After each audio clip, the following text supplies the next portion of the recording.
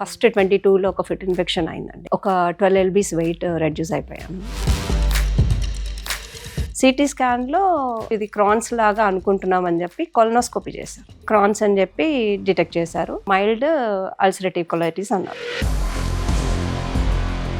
నేను నువ్వే చూసుకోవాలి పిల్లల్ని, నాకు అవ్వట్లేదు, ఇంకా ఇది హ్యాండిల్ చేయలేకపోతున్నాను అని చెప్పి ఒక స్టేజ్లో మా హస్బెండ్ని భయపెట్టేశాను కూడా. ఇంకా మీకు బయోసిమిలర్సే వేసుకోవాలి, మీకు వేరే ఆప్షన్ లేదని చెప్పేసి డాక్టర్ చెప్పారనమాట. So it is a immunity suppressor. Immune అంటే it is a self healing controlling system in the body. దాని డిఫెక్ట్ అది చెప్తుందండి, దాని రిపేర్ అది చేసుకుంటుంది. ఆ టైంకి కావాల్సిన ఎన్విరాన్మెంటల్ కండిషన్స్ మనం ఇవ్వాలి దానికి, అంతే. ఫస్ట్ ఇలా చేయి పెట్టగానే అదిరిపోయేది స్టమక్ అండ్ ఎవ్రీథింగ్, చాలా హార్డ్గా ఉండి ఇలా ఉండేది. థర్డ్ సెషన్కి అసలు వెతుక్కున్నాం ఏమైనా ఉన్నాయా అని. వి ట్రై టు డిగ్.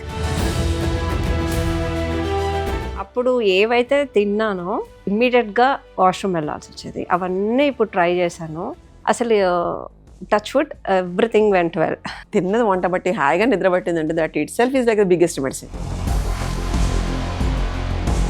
తింటే పెరిగిపోరు, అక్కర్లేకుండా మైండ్ తిండి ఎక్కువ పెడతాం చూడండి, అది ఎలిమినేట్ చేయాలి. లో ఫ్రీక్వెన్సీలో ఉండే థాట్స్ నెవర్ ఎంటర్టైన్.